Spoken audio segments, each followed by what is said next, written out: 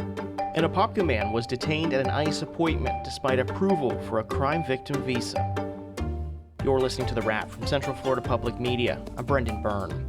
Apopka business owner Esvin Juarez is in a Texas detention center, and his wife faces deportation too after they showed up for an appointment last week at an Immigration and Customs Enforcement office in Orlando. Their 4 children, who are U.S. citizens, are pleading for help. Millions of people have heard the Juarez's family story after videos in English and Spanish were posted on social media. They've seen 9-year-old Valerie make a plea for help before laying her head on her mother's shoulder. We need our parents. Please don't report them. We need them really bad because we can't do anything without them. Coming up, how this family has been caught up in the Trump administration's immigration crackdown. That's ahead on The Wrap, the big stories this week from Central Florida Public Media. But first, these headlines. Osceola County Sheriff Marcos Lopez was arrested and taken to Lake County Jail Thursday. Through an executive order by Governor Ron DeSantis, Lopez has been suspended of his seat.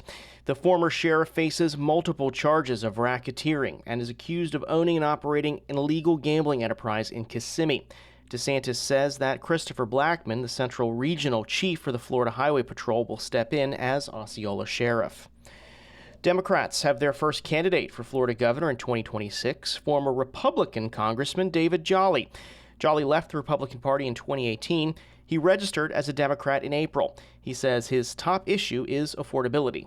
It is driven largely by a property insurance market that has failed, that Republicans have failed to adequately address. Property insurance also was a top issue for Byron Donalds, the congressman from Southwest Florida who is running for the Republican gubernatorial nomination. Florida lawmakers Thursday continued negotiating a budget for the fiscal year that will start July 1st. House and Senate conference committees are meeting this week to work out the annual spending plan. The legislature was unable to reach an agreement on a budget and tax cuts before the scheduled May 2nd end of the legislative session. They return to Tallahassee this week and are expected to have a bill finalized in time for votes on June 16th. House Speaker Daniel Perez says there has been good collaboration between the two chambers. We don't have a final product yet, but we both have the same goal. We want to make sure that we help everyday Floridians, and families are an important part of our structure, an important part of the future of the state of Florida. Senate President Ben Albritton says the final budget will be fiscally responsible and prepare the state for the future. We're doing things to make Florida's balance sheet more durable in difficult times, and we're setting more money aside to have as rainy day reserves if things get difficult. That's a win. Late last week, legislative leaders announced they had reached agreement on a $900 million tax cut through eliminating a tax on commercial leases. Also, they agreed on what was described as a $350 million in permanent sales tax exemptions targeted towards Florida families. Orange County is moving forward with a new plan for its future growth as county commissioners approve Vision 2050 and the new Orange Code, which are set to direct growth to certain places while preserving natural land and established neighborhoods. Central Florida Public Media's Luis Alfredo Garcia reports. Those against the plan are concerned over its impact on rural enclaves and its cost effectiveness, but county officials call Vision 2050 a, quote, living, breathing document, and say any burdens that pop up can be worked on. The comprehensive plan's principles include walkable neighborhoods, open space preservation, and compact building design. And the Orange Code creates zoning districts based on building size and look instead of its use. That was Central Florida Public Media's Luis Alfredo Garcia reporting. These stories and more on our website. Visit cfpublic.org. The job of hospice chaplain Apopka is to provide comfort in life's final moments. It is hard for me to say goodbye to them. Being a chaplain, people look at you and they're like, I can trust this person. I can tell this person everything. And she will hold my secret. Hear from Chaplain Apopka as she visits her Central Florida hospice patients. That story's online. Visit cfpublic.org. An Apopka business owner is in a Texas detention center, and his wife faces possible deportation too after they showed up for an appointment last week at an Immigration and Customs Enforcement office in Orlando. Their 4 children, who are U.S. citizens, are pleading for help as their parents are caught up in the Trump administration's immigration crackdown. Central Florida Public Media's Joe Burns has this story. And family separation! 21-year-old Beverly Juarez, her younger brothers and little sister are standing in a small crowd holding signs outside an ICE office in Orlando. Their mother, Rosemary Miranda, is waiting in a line across the street, holding, as instructed, an airline ticket dated June 14th to Guatemala City. She'll have another appointment to get the ankle bracelet she got last week removed. Juarez doesn't know if her mom will be detained then, like her father was when they reported for the routine check-in. But late Wednesday, their lawyer got word that ICE officials accepted their paperwork seeking to pause or stay the deportations. The attorney says immigrants aren't usually deported during that review process. The family says the dad, Esvin Juarez, was sent to a detention center in Miami and then to El Paso, Texas. Beverly Juarez says her mother and father haven't been hiding. They've been meeting with ICE officials since 2010.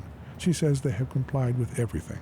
Up until this day, we are still in compliance, and so I'm hoping that, someone in authority has to see the injustice happening.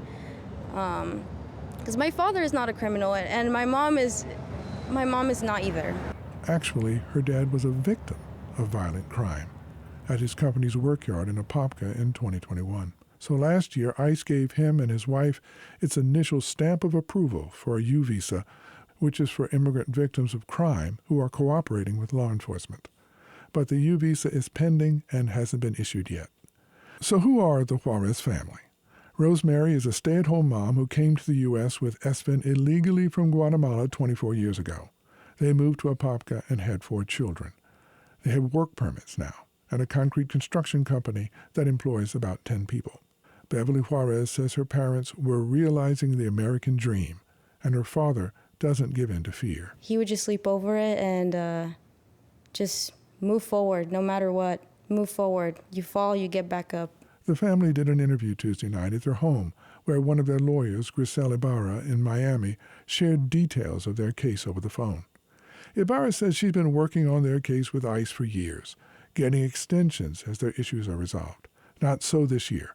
At an appointment on Friday, Ibarra says the ICE officer told their other attorney that things are different now with the new administration. I voted for Donald Trump.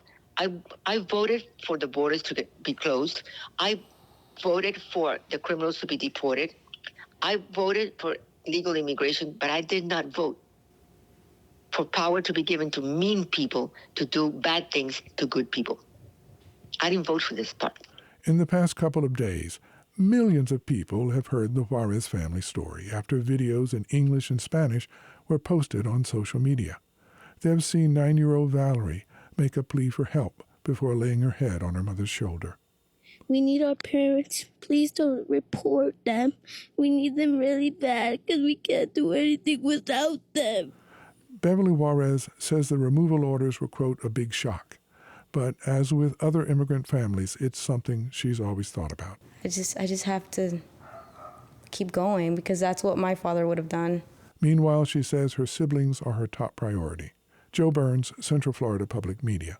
The U.S. Department of Homeland Security acknowledged Central Florida Public Media's request for information on the case, but couldn't provide answers in time for this story.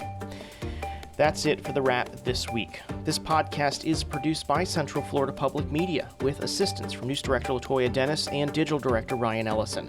I'm Brendan Byrne. This is The Wrap.